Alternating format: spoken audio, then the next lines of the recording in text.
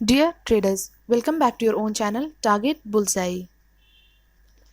आज हम लोग जिस कंपनी के ऊपर डिस्कशन करने वाले हैं, अगर उसमें हम सबसे पहले जो एनालिस्ट हैं उसकी राय माने तो आप देख सकते हैं 25% एनालिस्ट अभी इसमें आपको बाइंग की रेटिंग दे रहे हैं। अगर इसके रिटर्न्स के ऊपर बात करते हैं तो रिटर्न्स आप देखेंगे 3 इयर्स में आपको जो नज़र आ रहे हैं वो है 102% के लगभग अपने शेयर होल्डर्स को इस कंपनी ने इस शेयर ने रिटर्न्स दिए हैं। 2 ईयर या 1 ईयर की बात करें तो ऐसे बहुत अच्छा खासा हमें रिटर्न नज़र नहीं आ रहा है due to COVID situation and for many other reasons. 6 month की बात करें तो 6 मंथ में वैसा हमें थोड़ा आपको एक नेगेटिव इसमें जो रिटर्न रहा है वो देखने को मिलेगा। 3 मंथ या 1 मंथ की बात करें तो फिर भी ठीक ठाक सा 3 मंथ में इसने रिटर्न दिया, बट 1 मंथ में आपको अच्छा रिटर्न दिया इस कंपनी ने। 1 वीक की बात करें तो 1 वीक में उतना अच्छा रिटर्न नहीं रहा है। YTD की बात करें तो यहाँ पे आपको जो रिटर्न्स हैं वो नेगेटिव में आपको पोस्ट हुए हैं। अब बात करते हैं कि ये कौन सी कंपनी है। तो आज हम बात करेंगे इस कंपनी के सारे प्रोफाइल के बारे में, और इस कंपनी का कल आया था Q4 का रिजल्ट, वो भी हम देखेंगे कि कितना डिविडेंड दिया है कंपनी ने या फिर उनके कैसे रहे हैं परफॉर्मेंस। बाकी हम चार्ट पे भी एनालिसिस करेंगे कि इसके लेवल्स एंड टारगेट्स क्या निकल के आ रहे हैं, तो वीडियो को आखिरी तक ज़रूर देखें। तो आज हम बात करने वाले हैं बाटा इंडिया कंपनी के बारे में। आप सभी ने इसके प्रोडक्ट्स यूज़ किए होंगे अपने स्कूल टाइम में, या फिर जब आप ऑफिस जा रहे होंगे तो, या फिर कहीं भी, क्योंकि इनके काफ़ी वेराइटीज़ ऑफ प्रोडक्ट्स अवेलेबल है मार्केट में एंड काफ़ी सारे ब्रांड्स इनके अंडर आते हैं। तो कहीं ना कहीं आपने इनके दूसरे ब्रांड से आपने लिया होगा जो भी है प्रोडक्ट, या फिर यूज़ किया होगा। तो अगर बात करें बाटा इंडिया के बारे में तो बाटा इंडिया सबसे लार्जेस्ट रिटेलर और लीडिंग मैन्युफैक्चरर है फुटवेयर की, एंड ये जो है बाटा शू ऑर्गेनाइजेशन के अंडर ये कंपनी आता है, या फिर ये पार्ट है उस कंपनी का। अब अगर देखें कि बाटा इंडिया जो है, बाटा शू कंपनी जो है, ये इस्टेब्लिश हुआ था 1931 में कोलकाता की जगह पर, जहाँ पे कोलकाता में एक छोटे से शहर या जगह का नाम है, वहाँ पे ये कोन्नागर करके नाम है, वहाँ पे इसकी इस्टेब्लिशमेंट हुई थी। पब्लिक जब हुई थी ये कंपनी 1973 में, तब से इसका नाम जो है वो चेंज करके बाटा इंडिया रखा गया है। अगर इसके रिटेल नेटवर्क की बात करें तो 135 स्टोर्स इसके इनके अवेलेबल हैं, जो कि किसी भी अभी तक इनके जो कॉम्पिटिटर्स हैं अभी तक किसी भी कॉम्पिटिटर ने इसको मैच नहीं किया है। बात करेंगे इसके लोकेशंस की तो ऑब्वियसली इसके लोकेशंस काफ़ी अच्छे हैं, या तो मेट्रो सिटीज़ हो या तो मिनी मेट्रोज़ हो या फिर टाउन हो, हर जगह पे अच्छे लोकेशन पे इनकी अवेलेबिलिटी है, या फुटप्रिंट्स आप कह ले है।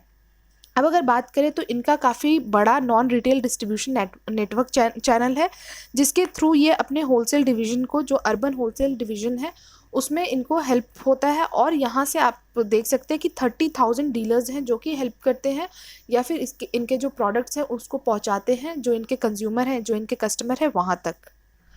अब अगर इसके ब्रांड की बात करें तो काफ़ी सारे ब्रांड्स हैं जो इसके अंडर आते हैं। हश पपीज़ का आपने नाम सुना होगा, मैरी क्लेरी का नाम सुना होगा आपने, बाटा कम्फर्ट तो है ही, स्कूल है, एम्बेसडर है, तो काफ़ी सारे इतने सारे जो इनके ब्रांड्स हैं, और इनके अंडर काफ़ी सारे आप कह सकते हैं कि प्रोडक्ट्स भी हैं। और कहीं ना कहीं हम सब ने कभी ना कभी एक किसी भी ब्रांड के अंडर से एक प्रोडक्ट तो यूज़ किया ही होगा। आप देख सकते हैं कंपनी जो है वो काफ़ी ही इनके वेराइटीज़ ऑफ प्रोडक्ट हैं, काफ़ी ब्रॉड कंपनी है। वीडियो में आगे बढ़ने से पहले हम सबसे पहले एक बार देख लेते हैं इसके Q4 के रिजल्ट, ताकि हमें और भी चीज़ें जो है वो बेटर तरीके से समझ आ जाए कि कंपनी ने इस बार कैसा परफॉर्म किया है, और उसका आने वाले टाइम में या फिर आज के दिन जब मार्केट ओपन होता है तो उस पर क्या असर होने वाला है। अब अगर इसके हम डिविडेंड की बात करते हैं कि कंपनी ने कितना डिविडेंड देने का फैसला किया है, तो आप देख सकते हैं the company has recommended a dividend of ₹4 पर इक्विटी शेयर ऑफ ₹5। तो आप देखेंगे कि ₹4 का जो डिविडेंड है वो कंपनी हमें प्रोवाइड करने वाली है। अब अगर इसके बैलेंस शीट पे नज़र डालते हैं, यहाँ पे जितने नंबर्स हैं वो आपको मिलियन में नज़र आएंगे, बट हम बात करेंगे इसको करोड़ में। तो सबसे पहले हम देखेंगे पिछले साल Q4, इस साल Q4, देन इस साल Q3 एंड इस साल के Q4 के नंबर्स के ऊपर बात करेंगे। तो अगर टोटल इनकम की बात करते हैं तो जो टोटल इनकम इनका जनरेट हुआ है इस साल Q4 में, वो आप देखेंगे 604 करोड़ के आसपास का इनका टोटल इनकम जनरेट हुआ है। बात करें अगर पिछले साल Q4 की, तो आप देखेंगे 637 करोड़ के लगभग का जो है नेट जो टोटल इनकम जनरेट हुआ था वो ये है। तो अगर हम बात करते हैं इसमें जो हमें चेंजेस नज़र आ रहे हैं परसेंटेज वाइज, तो यहाँ पे आपको 5% के आसपास के लगभग आपको जो है वो डिप देखने को मिल रहा है। तो कंपनी ने नेट प्रॉफिट जो इनका नेट इनकम हुआ है या टोटल इनकम जो हुआ है वहाँ हमें 5% के आसपास की गिरावट नज़र आ रही है। बात करें अगर Q3 टू Q4 की के कंपैरिजन के बारे में, तो पिछले क्वार्टर जो था दैट मीन्स Q3 वहाँ पे इन्होंने जो टोटल इनकम जनरेट किया है वो है 628 करोड़ के आसपास और इस बार है 604 करोड़ के आसपास। यहाँ पे भी हमें -3 और आप कह सकते हैं 3.91 है, तो इसको हम 3 to 4% के आसपास हम कंसीडर कर सकते हैं। तो यहाँ तक आपको 3 to 4% के लगभग आपको गिरावट देखने को मिली है। तो जो टोटल इनकम रहे हैं इनके, या तो वो ईयर ऑन ईयर हो या फिर क्वार्टर टू क्वार्टर हो, आपको यहाँ पे गिरावट देखने को मिल रहा है। और ये इस वजह से है बिकॉज एक बार कोविड आया नहीं था कि उसके बाद आपको सेकेंड वेव ऑब्वियसली देखने को मिला है, जिस वजह से थोड़ा इनका जो टोटल इनकम है वो इफ़ेक्ट तो हुआ ही है और वो होना भी चाहिए। क्योंकि आप देख सकते हैं जैसे ऑफिसेज वापस से, हमारे कुछ ऑफिसेज थे, मोस्ट ऑफ द ऑफिसेज सारे वापस से वर्क फ्रॉम होम चले गए, या फिर स्कूल्स तो अभी तक प्रॉपरली खुले नहीं थे कि वापस से बंद हो गए। तो इनका मोस्ट ऑफ द जो भी इनके प्रोडक्ट्स हैं वो शूज़ के हैं, और लोग ना तो बाहर अपने जॉगिंग के लिए जा रहे हैं, ना तो फिर लोग अपने जो भी प्रोफेशनल लाइफ हो या फिर ऑफिशियल लाइफ हो वहाँ भी नहीं जा रहे हैं, स्कूल भी नहीं जा रहे, कॉलेज नहीं जा रहे। तो इस वजह से जो है इनके जो ये जो सेक्टर है फुटवेयर का, वहाँ पे इन सब में इन जितनी भी कंपनीज़ हैं उनको गिरावट देखने को मिली है। और यही रीज़न है कि इनके जो टोटल इनकम है इनमें आपको Q4 पे जो क्वार्टरली बेसिस पे भी और ईयरली बेसिस पे आपको डिप नज़र आ रहे हैं।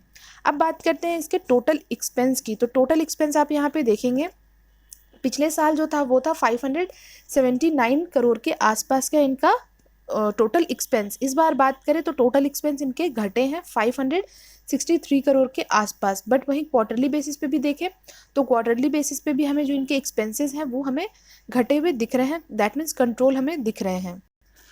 अब अगर इसके हम नेट प्रॉफिट की बात करते हैं कि नेट प्रॉफिट कैसा बन के आया है, तो आप देखेंगे यहाँ पे नंबर्स जो हैं, सबसे पहले अगर हम बात करें पिछले साल क्वार्टर की, तो आप देखेंगे यहाँ 38 करोड़ के आसपास का इनका जो था वो नेट प्रॉफिट निकल के या बन के आ रहा था। इस बार की बात करें तो 29 करोड़ के आसपास का, यहाँ पे भी हमें काफ़ी एक गिरावट नज़र आ रही है जो कि है 23% के लगभग। तो यहाँ पे भी इनको जो है जो इनके नेट प्रॉफिट में जो गिरावट आई है वो 23% के लगभग देखने को मिल रहे हैं। बट वहीं बात करें अगर क्वार्टर टू क्वार्टर की, तो पिछले क्वार्टर जो थे वो थे 26 करोड़ के लगभग का इनका नेट प्रॉफिट जनरेट हुआ था, और इस बार की बात करें तो 29 करोड़ के आसपास जनरेट हुआ है। यहाँ पे हमें एक ऑब्वियसली यहाँ जंप हमें देखने को मिल रहा है ऑलमोस्ट 11% के लगभग। तो कंपनी ने नेट प्रॉफिट में अच्छा किया है इस क्वार्टर बेसिस पे, but year on year basis पे हमें डिप देखने को मिला है जो कि है 23% के लगभग। अब बात करते हैं इसके EPS की। तो यहाँ पे आपको जो EPS है वो आपको नज़र आ रहे हैं 2.9 से 2.29 हो गए हैं इस ईयर। बात करते हैं अगर क्वार्टरली बेसिस पे, तो आप देखेंगे वो भी आपको चेंज होते हुए नज़र आ रहे हैं 2.06 से 2.29, यहाँ पे आपको क्वार्टरली बेसिस पे बढ़ते हुए नज़र आए हैं। एंड अगर ईयर ऑन ईयर की बात करें तो ईयर ऑन ईयर पे आपको घटे हुए नज़र आ रहे हैं। अब अगर इसके वैल्यूएशन की बात करते हैं, ये तो हमने देख लिया कि कैसे रहे हैं इसके रिजल्ट, और रिजल्ट की वजह से अब हम देखेंगे आज कि मार्केट में क्या हो सकता है, इस शेयर में क्या होगा, वो सारा कुछ भी हम आगे डिस्कस करेंगे। तो वीडियो को आखिरी तक ज़रूर देखें। अब अगर वैल्यूएशन की बात करते हैं तो आपको EPS जो है वो यहाँ पे 25 के लगभग नज़र आ रहा है। बट हो सकता है बिकॉज रिजल्ट आए हैं तो आपको नंबर्स जो है वो चेंज होते हुए दिखेंगे, तो वो एक बार हमें चेक करना होगा। बट आई थिंक जो नंबर्स निकल के आ रहे हैं विथ कैलकुलेशन वो आपको -6 में नज़र आ रहे हैं, जो -6 रुपीज़ के आसपास नज़र आ रहे हैं। बट वो हम लोग दोबारा से चेक करेंगे, या फिर आप चाहें तो आप खुद भी चेकआउट कर सकते हैं। अब अगर वहीं बात करें PE रेशियो की, तो सेक्टर PE सबसे पहले देखें तो 180 के लगभग है। PE रेशियो की बात करें तो 60.87 है। तो ऑब्वियसली ये जो शेयर है वो आपको ओवर वैल्यूड तो बिल्कुल भी नहीं है, ये आपको अंडर वैल्यूड प्राइस पे ही मिल रहा है। अब चीज़ें जो है और बाकी चीज़ वो भी हम देख लेते हैं इस वीडियो में। यहाँ पे अगर हम इसके सेल्स ग्रोथ परसेंटेज की बात करते हैं तो सेल्स ग्रोथ परसेंटेज आपको यहाँ पे 5 ईयर्स में 2.54% के लगभग देखने को मिल रहा है। 3 ईयर्स की बात करें तो 7% है। 1 ईयर की बात करें तो 1 ईयर में हमें डिप देखने को मिला है 4% के लगभग। वहीं प्रॉफिट ग्रोथ के बारे में बात करें तो प्रॉफिट ग्रोथ हमें इस साल जो है दैट मीन्स 1 ईयर में यहाँ पे आपको -83% दिख रहे हैं। बट 5 ईयर्स की बात करें 7.18% के लगभग था, और 3 ईयर्स की बात करते तो 3 ईयर्स में हमें बढ़े हुए बेशक दिखे थे, 27% के लगभग नज़र आ रहे थे। आरओई की बात करें तो आरओई हमें फिर भी ठीक ठाक सा लग रहा है, बिकॉज ये मेंटेन करते हुए आ रहे हैं अपने जो भी आरओई है, बट नॉट अबव 20%। ये अभी भी 20% के बिलो ही हमें देखने को मिल रहे हैं, जो कि 5 ईयर्स में 17%, 3 ईयर में 18% एंड 1 ईयर की बात करें तो लगभग 18% है। बट हाँ, फिर भी इस जो 5 साल की बात कर रहे हैं उसमें अभी भी ये अपने जो 20% के अबव नहीं गया है। आरओसी की बात करें तो हमें आरओसी ज़्यादा बेहतर देखने को मिल रहे हैं बाकी चीज़ों से, जैसे कि प्रॉफिट ग्रोथ हो गए या फिर जो आरओई है उनके मुकाबले। 5 ईयर्स की बात करते हैं तो 5 ईयर्स में आपको 27% है, 3 ईयर्स में 29 to 30% है, एंड 1 ईयर की बात करें तो 33% के लगभग आपको नज़र आ रहे हैं, और यहाँ पे आपको बढ़ते हुए ही नज़र आए हैं।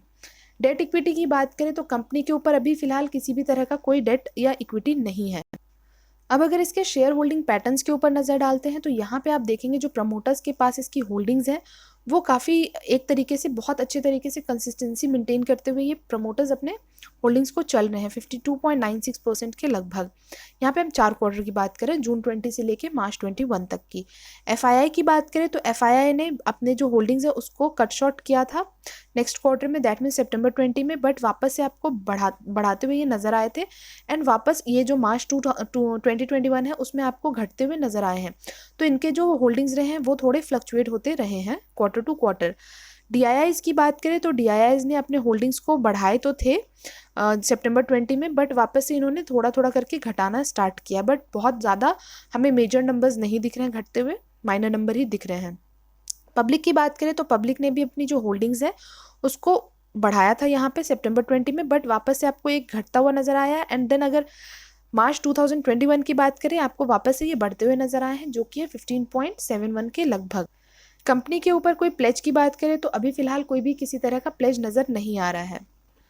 म्यूचुअल फंड के इन्वेस्टमेंट के ऊपर देखें तो आप देख सकते हैं यहाँ पे जो म्यूचुअल फंड इन्वेस्ट कर रहे हैं वो है Aditya Birla, Sun Life, MNC, direct fund, growth. 3.30% के आसपास की इनकी इन्वेस्टमेंट है। Second one is DSP mid cap direct plan growth, 2.31 के आसपास है। मिरई एसेट्स है।